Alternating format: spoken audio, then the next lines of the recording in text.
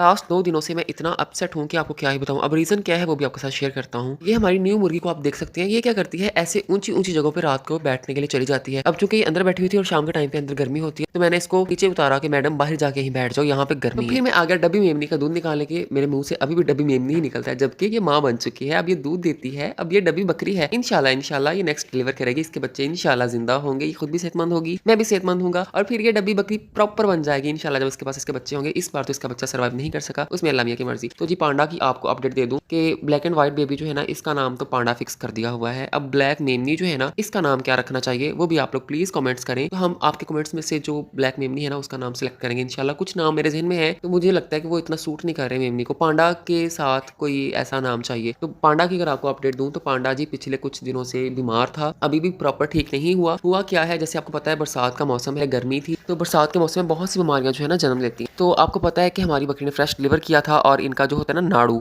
जो खुराक वाली नाली होती है, जो पेट के अंदर बच्चों को फीड कर रही होती है, तो बच्चा जब इस दुनिया में आ जाता है ना, तो वो नाड़ू जो है वो डे बाय डे ड्राई होता है और 10-15 दिन के बाद ना वो गिर जाता है। ऐसे ही पांडा का जो नाड़ू है ना, वो भी गिर गया और फिर बरसात का मौसम था, नमी थी, ये कहीं नीचे बैठा और जिसकी वजह से इसको इन्फेक्शन हो गया। बट इस इन्फेक्शन से पहले इसको मोशन लगे, मुझे लगा कि इसका पेट खराब है, मैंने इसको मेडिसिन दी, तो शाम तक ये ठीक हो गया। बाद में ये दूध ना पिए, मतलब शाम के टाइम पे हाफ लीटर की बोतल हम दोनों को पिलाते हैं, थोड़ी सी कम होती है वैसे वो, तो इसको पिलाने के लिए गया, इससे थोड़ा सा पिया, बाकी इसने छोड़ दिया। तो मैं बड़ा परेशान कि इसको हो क्या गया, ये दूध क्यों नहीं पी रहा, जबकि पहले तो ये दूध छोड़ता ही नहीं था। तो फिर मुझे लगा कि शायद ये ना डाइजेस्ट नहीं कर पा रहा, इसके स्टमक में इशू आ गया। देन मैंने एक सिरप लिया कलकोशार, तो वो मैंने इसके दूध में मिला के इसको दिया ताकि ये हजम करना शुरू कर दे। अब मुझे क्या पता था कि इसके साथ इशू कोई और है। फिर अगले दिन जो है ना, ये और लेजी हो गया हुआ था और सुस्त हो गया हुआ था और दूध को मुंह ही नहीं लगा रहा था। दिल चाह रहा था मैं इसको खुद हॉस्पिटल लेके जाऊं, लेकिन चूंकि मेरी जॉब है और आपको पता है जॉब से ऑफ कर लेना ऐसे ही भी ठीक नहीं होता। वैसे मुझे वहाँ पे बहुत जरूरी काम था, तो फिर मैंने बाबा से बोला कि बाबा प्लीज इसको हॉस्पिटल लेके जाइएगा और इसका इशू जो है ना उनको बताइएगा कि ये इसके साथ मसला हुआ था, हमने मेडिसिन दी, ठीक हो गया, लेकिन अब ये दूध नहीं पीता। बाबा मेमने को एग्रीकल्चर हॉस्पिटल में लेके गए, वहाँ डॉक्टर को जाके बाबा ने अपना इशू बताया कि ये मसला हुआ इसके साथ, ये मेडिसिन दी है इसको। तो डॉक्टर साहब ने अपने असिस्टेंट्स को बुलाया और कहा कि ये मेमना ले जाएं और इसको चेक करें। उन्होंने मेमने को अच्छी तरह चेक किया और वापस आ गए, कहते कि जिसका टेम्परेचर वगैरह शायद नॉर्मल था, कि जी इसको कोई इशू नहीं है, हमें कुछ नहीं मिला। देन डॉक्टर साहब ने कहा कि अगेन आप लोग चेक करें जाके। फिर उन्होंने अगेन चेक किया, तो किसी एक असिस्टेंट की जो नजर है ना, वो इसकी नाफ वाली जगह पे पड़ गई और उन्होंने कहा कि सर यहाँ पे ये जो है ना इन्फेक्शन हो गया हुआ। इशू का पता चलते ही डॉक्टर साहब ने कुछ एंटीबायोटिक इंजेक्शन बाबा को लिख के दिए, बाबा वो मेडिसिन लेके आए, असिस्टेंट्स ने वो इंजेक्शन इंजेक्ट कर दिया और साथ में एक पाउडर भी बताया कि ये पाउडर आप इनको दूध में डाल के दें। डॉक्टर साहब ने बोला कि किसी भी नीम हकीम को घर पे नहीं बुलाना, अगर इसकी तबीयत थोड़ी ज्यादा खराब